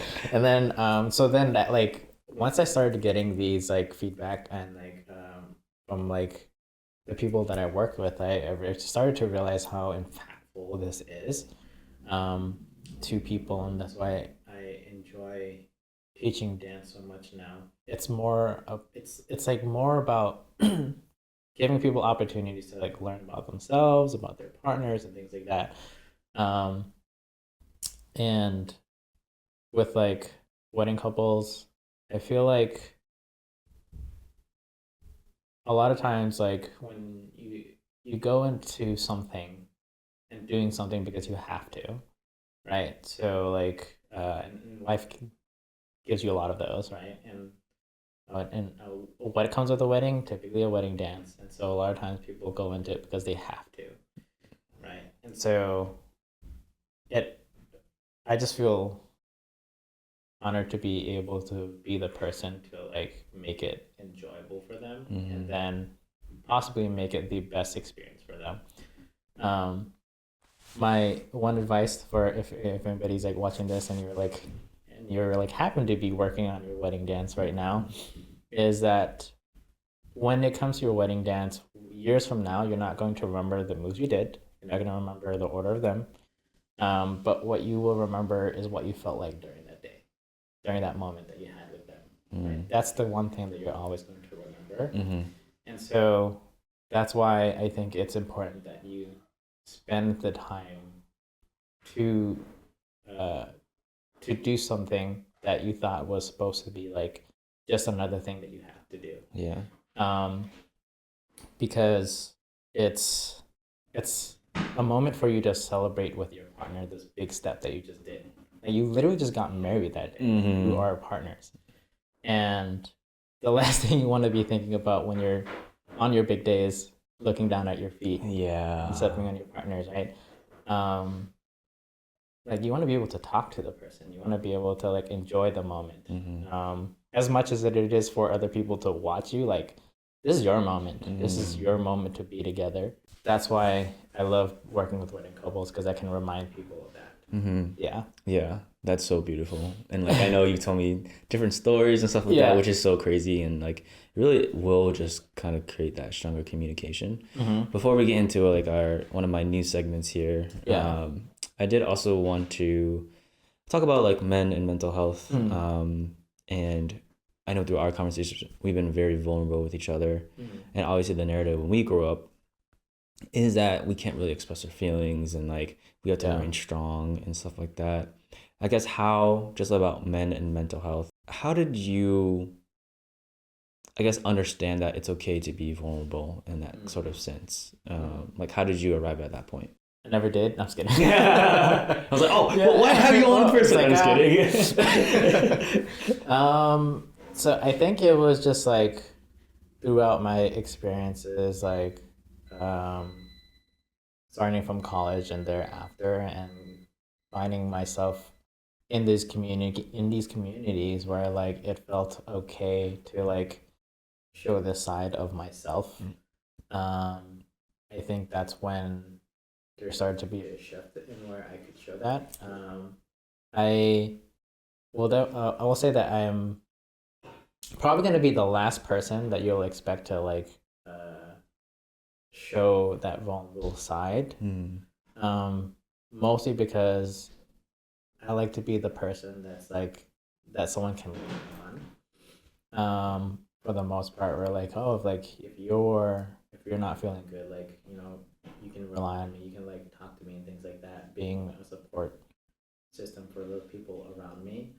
So I will say it is definitely challenging for me to show that vulnerable side of me at times, because it's almost like, how can these people rely on me when they're feeling vulnerable when I'm not able to take care of that on my side, right? And so for the longest time, it felt like in order for me to be a strong pillar, like I gotta be a strong person, and I can't show that. But I think at the same time, though, it's like, in order for me to connect with the people who are feeling vulnerable, I need to go into that space as well. And I start to understand like how important that is, right, as well. Because as you could be like a strong person and they're giving you, you know, they're spilling their heart out to you, but if you can't empathize with them, if you can't show them and understand how to be in that vulnerable space with them, it's kind of hard for them to go into that space as well. And I think that's when I started to realize, like, through my interactions with people, why like it was important to also show that side of yourself. So I will admit that I will not be the first person to like start it. I will not like go into the vulnerable space first. But I am more than willing to go into that space with someone if they need me to be. Because it's just important as a person who like likes to create a safe space for people. It's like, unless I'm willing to do it, like you know what I mean?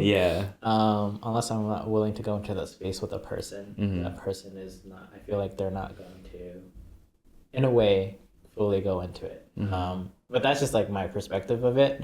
Because also on the other side, like therapists, they don't need to like go into the space as well.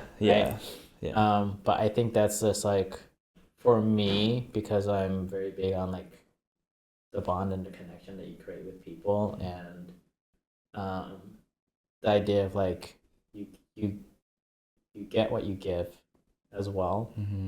And so I think that's why for me I started to feel more open to going to that space with people. So now the other challenge is like, if I need it and I need to be in a vulnerable space myself and getting into that space myself, that's probably going to be the next challenge for myself. But that's good. Even if you having the willingness to even like talk about feelings and emotions, I feel like that's even a bigger step than a lot of men can even do. Like they don't want to admit to anybody about how they're feeling and keeping it all in, versus like you said, having that willingness to understand from another person's perspective. If you don't understand, I honestly, sometimes you don't need to understand what they're going through, but to even understand the feeling that they're going through, and remember a time where you felt the same, it's such a huge step in not only helping the other person but yourself too. So thank you for commenting on that. I appreciate it.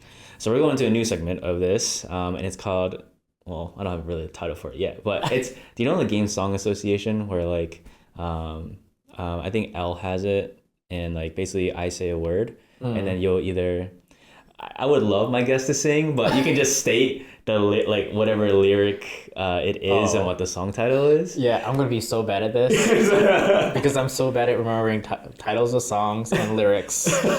You're really good at counts. I'm the one with all the lyrics. Yes.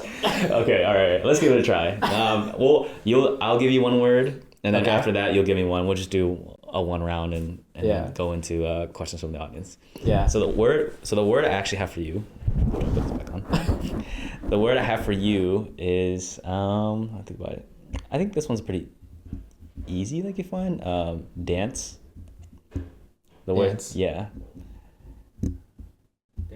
Dance.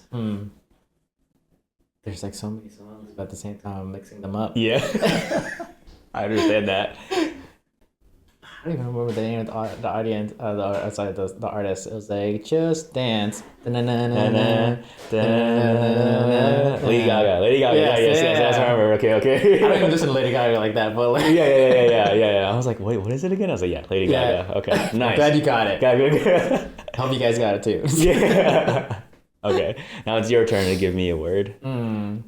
You're gonna give me like xylophone or extracurricular, whatever that word is. But supercalifragilistic. Yeah. I mean, that's technically a song. So It is okay. All right. That would have been easy. Yeah. Star. Star. Star. This is good. From Black Panther. All the stars are closer. All okay. the stars. Yeah. There's a lot of stars. Star's a good word. Yeah, There's a lot of yeah. good one. I appreciate that. Yeah. Appreciate you helping me out on that one. I was like, I wonder if he's gonna sing "Twinkle Twinkle Little Star." If I had nothing, I definitely would have. But because I feel like I've been listening to songs with stars in it, yeah, for sure. Yeah. And I know Michelle would want me to sing. There's a song by Benson Boone called "In the Stars." I don't know why I'm blanking on it. It's very sad. It's about his song about his grandma that passed away. I'm trying to remember when "Star" comes in, but yeah, I know that was the other ones that I wanted to shout her out for. But thank you for playing playing that game with me. It's like I feel like because we are dancers, but we also love music, whether that's outside of us choreographing to it or dancing to it, we do have appreciation for it. So I thought it'd be nice for us to like kind of play a game around it. So I do want to go into questions from the audience. The first one actually is kind of funny. It's actually from Michelle herself. And she said, "Can you convince Randy to do bachata with me?" Yeah. So can you convince? Can I convince? I mean, just come through, bro. Yes, it's really easy for me to just go and just show up and then we'll do it. So I think the answer is yes. You can convince me. Unless you want to go to like a bachata night somewhere. Oh yes, that's right. Because they in Boston there are some places where like they do a little bit like bachata like lessons, and then they'll go into like the dancing portion of it. Gotcha. So if y'all are down, we can go and check it out together. If you don't want to do it in a like studio setting, I'm always down. Okay, I'll let her know. Yeah, I'll set the door anyways. I have two other questions for you. It comes from Elizabeth Tran, aka Lizzie, who's my twin. She actually came to the showcase, so she's also part of your fan club at the moment. Because her first thing wasn't even a question. She said, "Oh my God, love him." Her first question is, "What's one of the dances you are most proud of doing / created?" And I think you kind of answered that, but if you already answer it. So yeah, I had said like now and later. I'm the most proud of that in general because it was like one of the first pieces that I ever created. It still exists on UMass Altitude's page, and hearing that Randy watches it, I'm just like, yeah, I think it's one of the first few things that I've created where like there's an actual like not following for it, but like where people actually like watch it over and over, like and actually enjoy it. And I think to have something that I created for the first time where like I stepped into a space of like, you know what, I just gotta do it. I just gotta do it for myself. I gotta go for it, and for it to have such like an impact, I think that's why it like still has like a special place in my heart. You know, that's like at a point that was one of the most top watch videos of the channel. Yeah. Oh wow. Yeah, that was like definitely in the many like tens of Ks of views and stuff like that. Yeah. You definitely were like at almost like up there with like like most watched when they had that category on the homepage. So yeah, man, you should be proud of it. That's one of your first one in case of views. Like I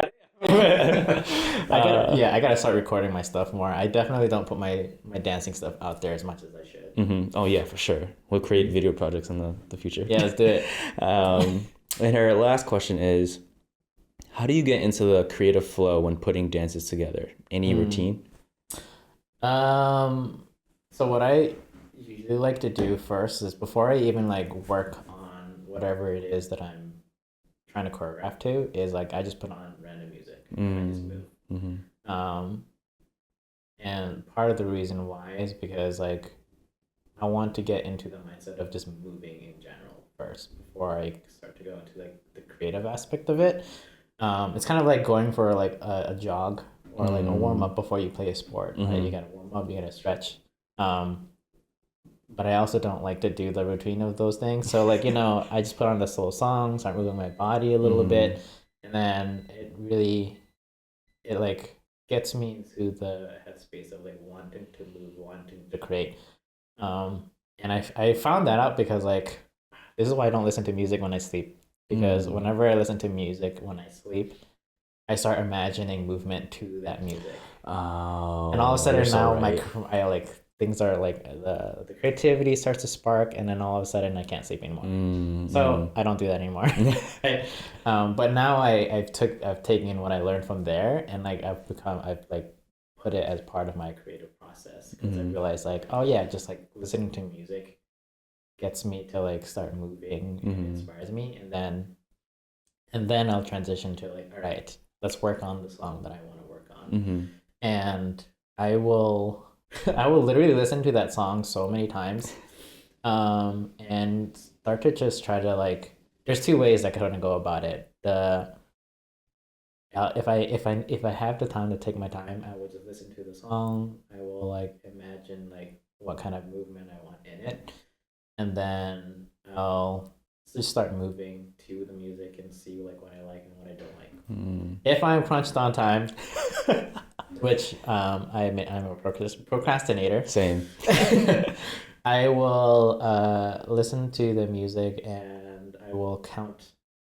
First, I'll start to like try to recognize the beats and the rhythms and like what stands out to me. I was like, oh, this is cool. Like I really like the sound of this part of the song, and then I'll try to make note of it, and then I'll just start stitching moves together, and see like how I can connect certain movements to the next movement to the next movement. It's kind of like imagine playing like connect the dots, and like you have these points, you have no idea what the vision is just yet, and then you just kind of like connect one to the next, then all of a sudden a vision, like you start to see the vision, and then just try my best to like ride through it.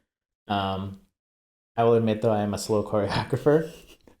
It takes me time to like piece together what I want to, like what I envision. But I also am guilty of not reworking things. Like if like, yep, that's what I came up with, I'm gonna keep that until I see it on other people's bodies, and I'm like, yeah, maybe I'll change it from there. Yeah. I'm not sure if you have I'm not sure if you're reworking any of the ones you have for our showcase coming up, but if you do, God damn it. he taught us his piece, and it's very honest, it's very, very good. It's just like technicality wise, I know I was struggling the first day, but then the second day I was like, oh, okay, this makes a lot of sense now. Yeah. But if at this point, if it changes, well, the whole team's So you're saying I can't make you go the other direction? Oh no! Stop! No! Oh, when we hear going the other direction, we're all of us are just like, oh. Luckily, me and Kyle, I think we did it the first for Men in Black. Yeah. But then the second one, you gave us a pass for BTS. You're like, all right, you guys here now. Yeah. I try to like balance it out. Sometimes I'll make certain people kind of go through the struggle. I'm like, you know what? I'll take it easy on them now, and then pass it on to the next person. But I will say, if we do change directions, I will always be the person that I will change myself. Oh yes. And I'll be like, I know what it feels like to have to go through it. Don't worry, I'm going through it with you. Such a kind and fair man. Kind and fair man. We applaud you. It's the sacrifice. I was so much would be like, all right, y'all gonna change it. I'm gonna keep it the I same. know. Oh, that's true. That's true. That's true. But if that was your vision, then we're like, okay, we gotta do it. Yeah. But then we're all inside like, fuck, this is good. We never will. We never would.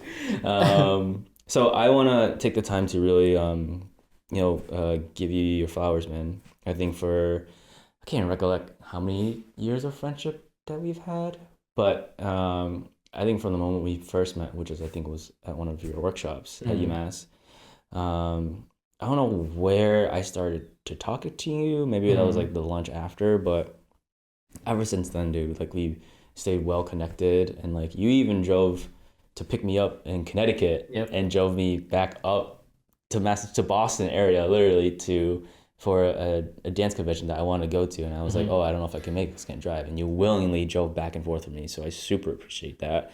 But I think that shows like the love and connection that we have for each other. It's just like a mutual like respect, and like obviously we have great times, we have fun times, we laugh. Obviously, you've seen we laugh all the time together. But I really like for a good amount of my time, I really looked at you as like an older brother and like taking care of me because I was going through my own struggles, and like we hung out a lot, and that you really shaped me in ways and helped me with my dance journey, which I really appreciate. And I don't know if you really knew about that, but at a time I was really struggling like with dance and where it's gonna go. But when I was with you, like I was just like okay and willingness to like just keep growing that dance aspect. Yeah. But outside of that, like when we hang out together, it's always a fun time. So I want to say, thank you, and I appreciate you, and thank you for coming on. Like it's very inspirational, but also like so cool to see, or so cool to learn more about you outside of like what we really talk about in practice. So thank you so much, man. I appreciate it. Yeah, no, it's been a pleasure. I'm so proud of you for like putting this together. I think all our conversations, I think the reason why we're so like we've connected so much and we've bonded so much. I'm happy that you're like dancing with us still, and I always appreciate whenever you set that time for you to dance with us. But I will always remind you like we don't have to dance together in order for us to be connected. I think we're connected beyond that as well. So For sure. I am just glad that I can support you in the ways that I can, and I'm happy that you're supporting me too. So Yeah. All right. Love you, man. Appreciate you. love you too, bro. All right, so let's get into the big three questions. So these are three questions I feel like could be very impactful to our viewers, just the kind of message that it could leave. Yeah. So my first question I have for you is, if someone came up to you that had a similar journey as you, similar experiences, maybe like a one chapter before where you are now, what advice would you give them? So this is something inspired by Vatana, because he also had his on his own podcast, which is trust the process. I really want to emphasize that, because sometimes you're not gonna know where you're gonna end up, and it can be discouraging. But as long as you're trusting the process and going through the motions of what you need to do, I think you'll find yourself in the right place. And I think as long as you try to stay true to yourself as much as possible, I think you'll find the community and the people that will help you go into the direction that you need to be in. So that's one thing. And the other thing is always remind yourself that you are enough. That's something that I always struggled with when I was growing up. And sometimes going into this space is like you think you're not good enough and you don't pursue it. And so just reminding yourself that you are enough will really, really propel you forward to keep going into the unknown. Which is scary in itself. Yes. Yeah. Yes, we really need that. Yeah. And my second question is, what does becoming the highest version of yourself mean to you, and how are you doing that today? So the highest version of myself, it's not a personal thing for me, but in ways it's all based on the people around me. And I don't know if it's like because like the people pleaser in me or something like that. I think for me, I understand how much I can impact the people around me, and I think that's how I'm able to understand if I'm growing or not is because for me as a teacher, like I if I can continue to impact people's lives and get them to understand what I'm trying to communicate with them, I know that I'm growing and I'm reaching that higher version of myself every single time. As a teacher, you're always going to meet so many different kinds of people. People that learn in different ways, that see life in different ways, and if I'm still able to connect with them, no matter who they are or what walks of life they've been through, I know that I'm doing a good job of like preparing myself. Mm-hmm. Yeah. That's a beautiful thing to, I guess, like, I mean, just preach. Like, I think with teachers, not outside, even outside of ballroom, like that is true the case too. And my third question for you is, if you could connect me with someone to come onto this podcast that you think would be great, who would that person be and why? I would say there's actually two people that I would say. Like one, Peter Lauren. Okay. Just because he's my Twix bro. Yeah. So for those who don't know, us dancing together, we're like basically the same height, so similar build, same dark skin tone, and so that's why we're known as Twix bros. And he's a person that has been alongside a lot of the things that I've done in dance.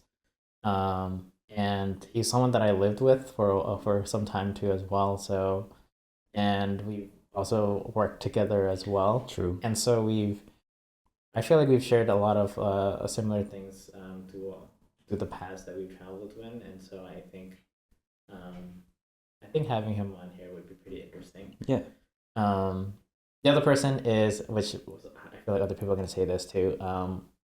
He's either Ching or Andre from Fire Ballroom Studios.